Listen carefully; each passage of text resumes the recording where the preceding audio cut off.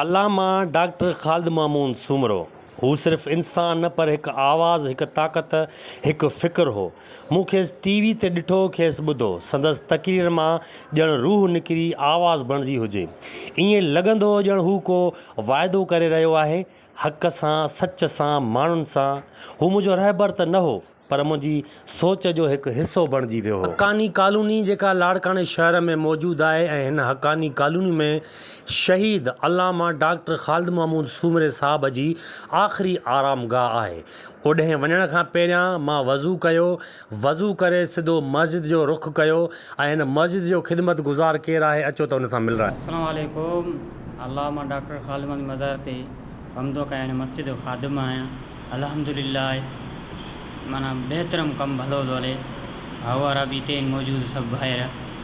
मां हिते ख़िदमतदार आहियां। मोहम्मद बिलाल नालो आहे मुंहिंजो सोलंगी रात जो। कुझु साल मां हिते पहिरियां आयुमि त हीउ हेतिरो कमु न थियल हुयो, पर अॼु जेको कुझु सालनि खां पोइ आयो आहियां त तमामु घणो कमु हिते थियल आहे ऐं मुख़्तलिफ़ हींअर शयूं नज़र अचनि थियूं पियूं। अल्लामा डॉक्टर ख़ालिद महमूद सूमरो साहब सिंध जो मशहूरु सियासतदान हो। संदसि जे वालिद जो नालो मौलाना अली मोहम्मद हक़ानी हो। डॉक्टर ख़ालिद महमूद सूमरो साहब 7 मई 1959 ईस्वीअ ते ॻोठ आकिल ज़िले लाड़काणे में जनम वरितो। अल्लामा डॉक्टर ख़ालिद महमूद सूमरो साहब आलम, लेखक, कालम निगार, ख़तीब मुक़रर ऐं सियासतदान हो। हिन दीनी इस्लाही इनकलाबी मौज़ूअनि ते शाइरी बि कई आहे। इन खां सवाइ मुख़्तलिफ़ इख़बारनि, रिसालनि में मज़मून ऐं कालम लिखंदो रहियो।